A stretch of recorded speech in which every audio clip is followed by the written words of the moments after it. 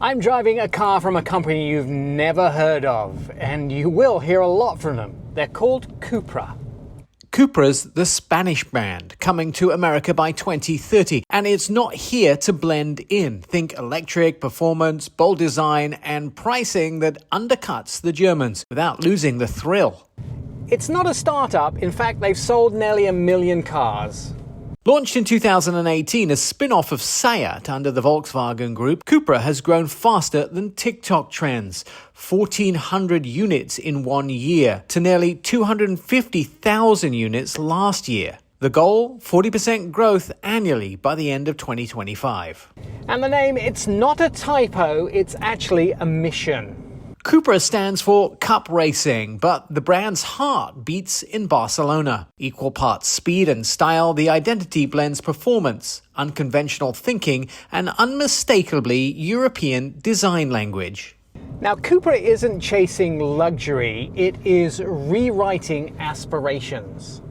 Cupra targets enthusiasts who want driver-first engineering without remortgaging the house. If VW is in the middle class and Audi is in the white collar, Cupra is the rebel in a tailored hoodie. I only got to drive one model, but here are the takeaways.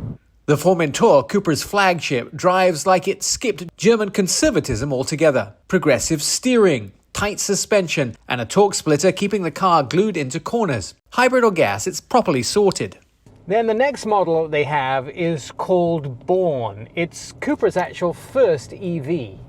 The ride is on the same MEB platform as VW's ID.3, but it's sharper, both vertically and dramatically. With range projections nearly 400 miles for the US version, it's finally an electrified car that won't require anxiety therapy. And then there's Raval, which is the future hatchback with attitude. Launching soon in Europe and Mexico, the Raval is a compact EV with wild triangled lights and urban credibility. Aimed at younger buyers, it's Cupra's play to energize a segment that's mostly asleep. This isn't just about cars, it's more about culture. Cupra's betting on emotional mobility. Think clothing collabs, film scholarships, and sponsoring Primavera Sound in LA. They're not selling a car, they're selling Barcelona in motion. Now, Cupra's design house, it's really Milan meets mobility.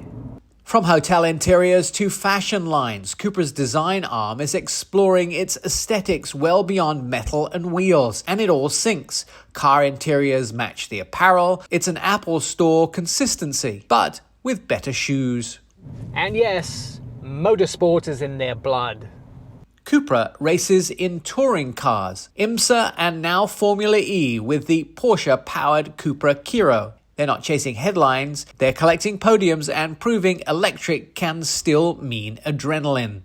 So the question is, when does America get one? By the end of the decade, initial targets are California, New York, and Miami. Expect vehicles adapted for US highways, larger size, longer range, and performance that speaks more Mustang than Micra.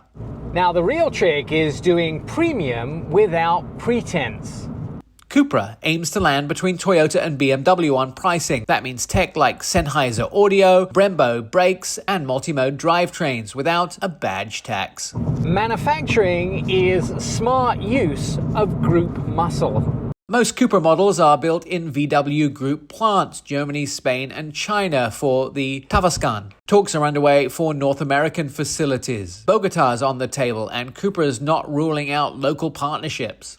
Now, challenges, sure, they're absolutely aware of those.